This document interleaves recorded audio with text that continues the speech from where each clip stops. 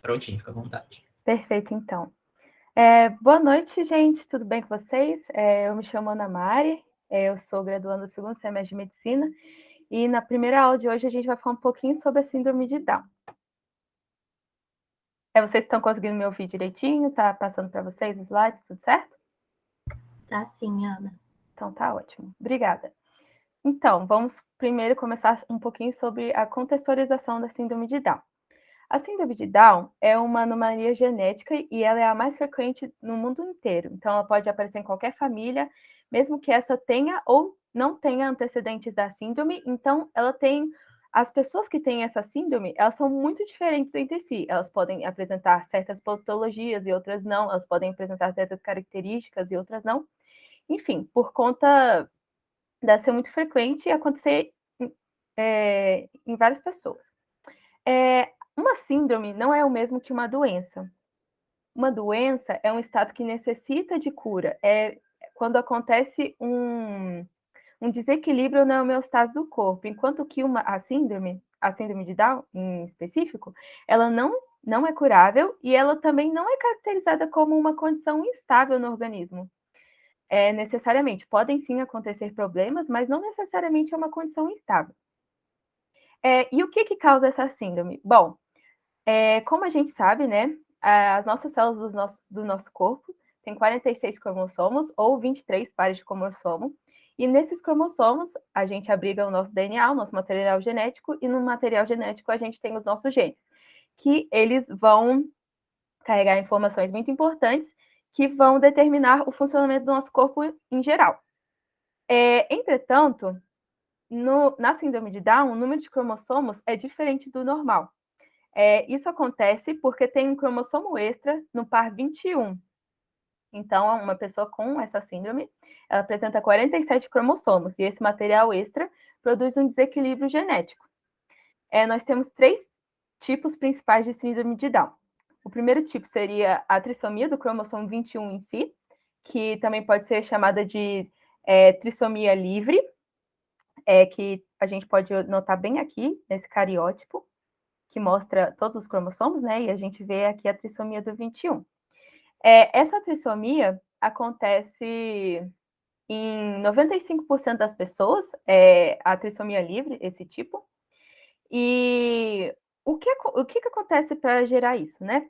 Acontece durante a meiose, então é a formação dos gametas, tanto da mãe quanto do pai, pode acontecer isso. Então, acontece uma não disjunção, ou seja, quando as células estão se dividindo, elas não se dividem de forma exata. Então, um dos gametas vai ficar com os 2 cromossomos 21, enquanto que o outro não vai ficar com nenhum. E aí, quando você junta esse gameta, que está errado, tem 2 cromossomos 21, com um gameta saudável, você vai ficar com 3 cromossomos. E aí, isso geraria a trissomia do cromossomo 21. Mas nós também temos o tipo de mosaico, isso não tem a ver com a fecundação, na verdade, os gametas são normais, mas durante as primeiras divisões celulares, após a fertilização, nós temos esse mesmo problema de disjunção, e aí uma linhagem vai ficar com 46 cromossomos, certinho, e a outra linhagem vai ficar com 47 cromossomos. E a quantidade e a localização das células com 47 cromossomos tem a ver com quão cedo aconteceu esse problema na divisão. Então, quanto mais cedo, mais células e mais localizado essa síndrome vai estar no corpo. E também nós temos a questão de translocação. A translocação acontece quando nós temos um pedaço do cromossomo 21 junto de outro cromossomo. Geralmente, como a gente vê aqui nesse esquema, essa parte do cromossomo 21 vem juntamente com os cromossomos 14, ou ele vem junto do 21. Nesse caso aqui, está junto do 14. Ok. Então, na síndrome de Down, a gente tem algumas características bem típicas. Não quer dizer que todas as pessoas com essa síndrome vão ter essas características, mas são características que a gente percebe bastante. Vamos falar um pouquinho sobre elas. A gente vê essa prega epicântica e a fissura palpebral oblíqua, essa prega epicântica que faz com que os olhos fiquem mais esticadinhos, mais horizontalizados. A gente também vê orelhas pequenas e com baixa implantação, então, em vez das orelhas ficarem aqui do lado, na lateral, elas ficam um pouco mais baixas, mais perto do pescoço. A gente observa aqui nariz pequeno, a língua hipotônica, que quer dizer que os músculos da língua são mais fracos. Também temos bocas e dentes pequenos. Os cabelos geralmente são mais finos e lisos. Nós temos uma prega palmar transversal, geralmente a gente tem duas, né? E elas são mais oblíquas, assim, e aí a prega palmar das pessoas com essa síndrome, elas é mais assim, e é uma bem grandona. E nós temos também a distância entre os dedos do pé, que é bem grande, né? E temos também um sulco na parte palmar dos pés. Pessoas com a síndrome de Down, elas têm geralmente problemas clínicos tem problemas clínicos e nós temos alguns que são mais frequentes. Podemos ter defeitos cardíacos, respiratórios, do trato gástrico, hematológicos, ortopédicos, mas o que eu quero focar hoje são defeitos de visão e audição, os problemas motores e também problemas no sistema nervoso central. Então, sobre a deficiência visual, primeiro, a gente estima-se que 70% das crianças com a síndrome de Down, elas apresentam miopia, que é a dificuldade de enxergar objetos mais distantes por conta do alongamento dos olhos. E também 50% possuem estrabismo, que em vez de olhar assim, paralelamente para frente, as pessoas olham mais na lateral. Os olhos são voltados para a lateral. Nós também temos problemas como a catarata, que é um processo de envelhecimento cristalino que deixa essa lâmina bem opaca e isso dificulta na passagem da luz e, consequentemente, na formação da imagem. Temos também a hipermetropia, que é a dificuldade de enxergar objetos mais perto devido a um encurtamento do olho. O astigmatismo, que são problemas na córnea, que faz com que seja difícil você focar no objeto. E também a gente tem obstrução dos ductos lacrimonasais, que conectam os olhos com o nariz. Então, esses problemas na visão, eles são muito importantes, porque caso você tenha um problema, você vai ter um comprometimento do desenvolvimento geral da criança. Então, é muito importante que você tenha a correção adequada, sendo usando óculos ou fazendo uma cirurgia ou algo assim. Sobre a deficiência auditiva, cerca de 60% a 80% das crianças com síndrome de Down, elas vão apresentar um rebaixamento auditivo uni, que seria só de uma orelha, ou das duas orelhas, que é o bilateral. E esses déficits auditivos, eles são geralmente leves ou moderados, na maior parte dos casos. E também, como na questão de deficiência visual, é muito importante que você tenha um funcionamento adequado da orelha e tal, porque isso também vai afetar o desenvolvimento como um todo da criança, principalmente na fala. Se você não consegue ouvir, você também consegue falar de forma prejudicada. Ok, agora falando um pouquinho sobre deficiência motora. É comum nas pessoas com síndrome de Down ter hipotonia muscular, mas o que é isso? Hipotonia muscular seria uma fraqueza muscular. Então, isso gera mais flexibilidade e os movimentos ficam mais desordenados, eles ficam mais lentos também. Então, por conta disso, a qualidade de movimento é inferior, a gente vai ter atraso no desenvolvimento físico da criança, então ela vai engatinhar, ela vai andar, ela vai rolar mais tarde do que seria esperado. E foi observado que o trabalho de fortalecimento muscular é muito importante, muito eficiente para diminuir esse quadro. Então, sempre muito importante estimular essas crianças o quanto antes. Além disso, a criança com síndrome de Down, não só a criança, todos os indivíduos, eles podem apresentar uma grande amplitude nas articulações, o que também vai corroborar com essa pouca harmonia, que vai gerar essa dificuldade do movimento, vai deixar ele mais precário. Também a dificuldade no equilíbrio, no controle do corpo. Então, além disso, o indivíduo que tem a síndrome de Down, ele também é mais suscetível a uma luxação vertebral devido a essa hipotonia. Então, ele também está mais suscetível a ter uma lesão medular. Falando agora sobre a deficiência mental, na síndrome de Down. Os indivíduos com síndrome de Down apresentam o cérebro menor e menos complexo. Mas o que quer dizer ser menos complexo? Ser menos complexo está associada com o número de células nervosas, com os neurônios, então. Então, o indivíduo com síndrome de Down tem menos neurônios e também nós temos algumas funções quimioneurológicas alteradas. Além disso, os neurônios também são mais imaturos. Então, tudo isso colabora com essa deficiência mental. Nós também temos a microcefalia, que seria o tamanho da cabeça diminuído na síndrome de Down. Nós também temos alterações fisiológicas no lobo frontal, que é esse que está apontado aqui. E essas alterações, elas são muito responsáveis pelos aspectos neuropsicológicos da doença. Nós temos uma hipoplasia, né, desse lobo frontal, que ele é menos desenvolvido, e o lobo frontal, ele está comprometido com a ação de movimentos voluntários do corpo, linguagem, habilidades cognitivas e também emocionais e também aspectos de personalidade e comportamento. Então, quando você tem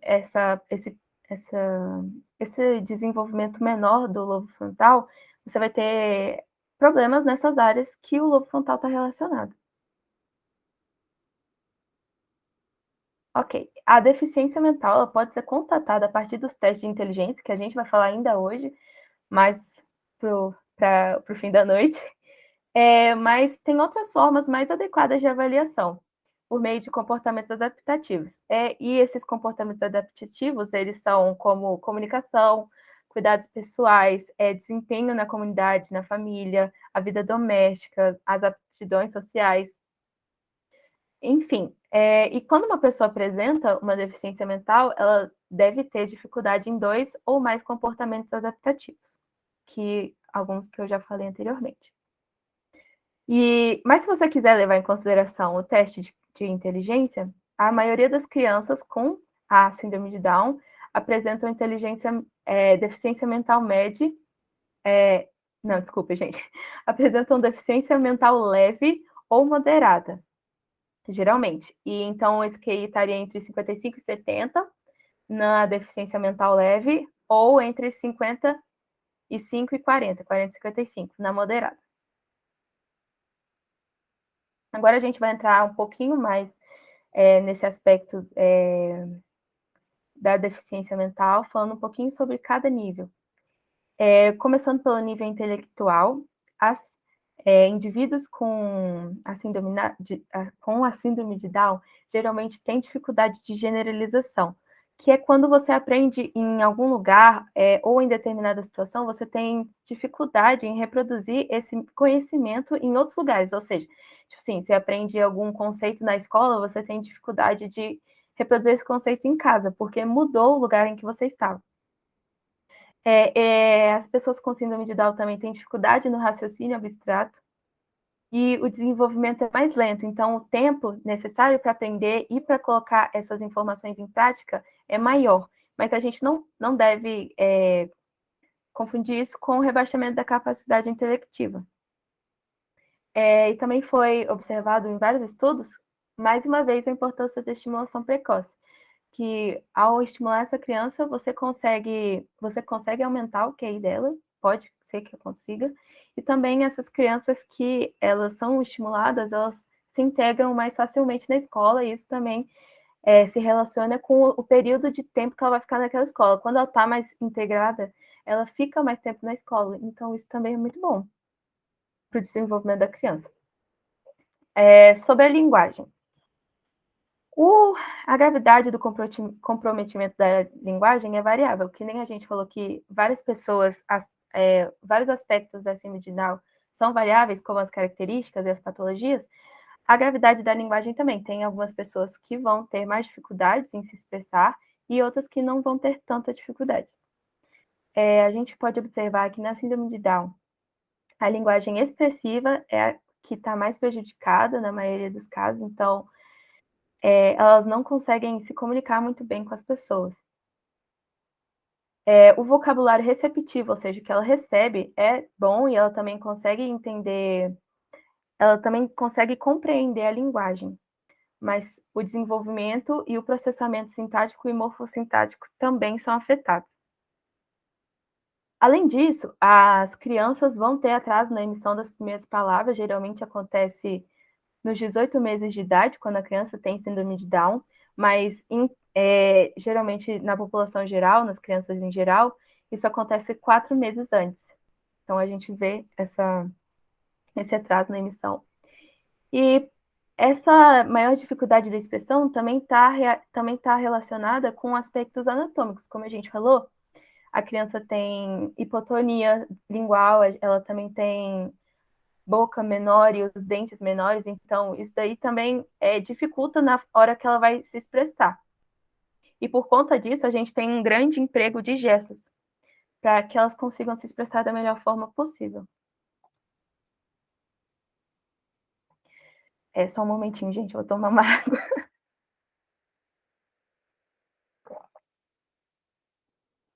Ok, agora falando sobre aspectos da memória. A memória, ela pode ser dividida em vários componentes, mas nesse caso a gente vai estar categorizando a memória em segundo tempo. Então a gente tem a memória de longo prazo e a memória de curto prazo. E nos sistemas de tempo a gente também pode subdividir essas classificações de tempo com base no material que está sendo armazenado, com base na natureza desse material. Ok. Foi observado que os indivíduos com síndrome de Down, eles têm mais dificuldades na memória verbal e na memória explícita, que estão relacionados com a memória a longo prazo. Mas eles têm desempenho normal em atividade de memória implícita. Mas o que é memória implícita e explícita, né?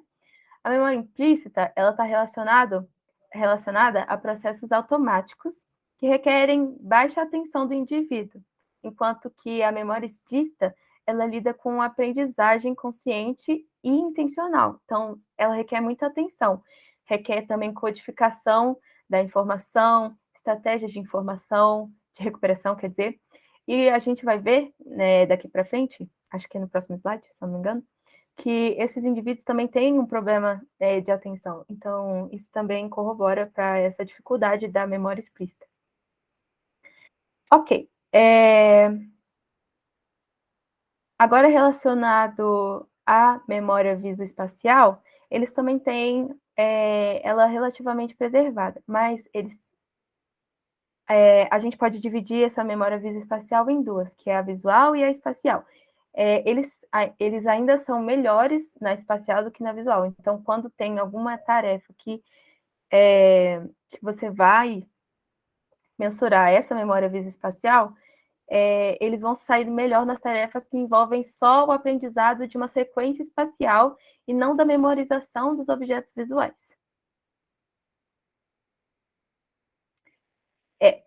Sobre a atenção, a gente pode perceber que os indivíduos com ASD, eles têm muita dificuldade de manter a atenção, mas a atenção é muito importante para organizar os processos mentais, porque ela dá a esses processos mentais diretividade, seletividade e estabilidade. Então, a atenção é muito importante para essa condição inicial das funções cognitivas. E a gente, falando um pouquinho mais específico da atenção sustentada, foi observado que a região do córtex pré-frontal, que eu mostrei para vocês aquela região do córtex frontal, né? O córtex pré-frontal fica um pouco mais na frente. Essa região do córtex pré-frontal é muito relacionada à atenção sustentada e ele é ativado durante tarefas que sejam necessárias para a vigilância. E também, outras partes do cérebro do encéfalo, para se falar a verdade, são ativadas quando a gente vai tentar ter tarefas de atenção sustentada, como o córtex frontal e o corpo caloso.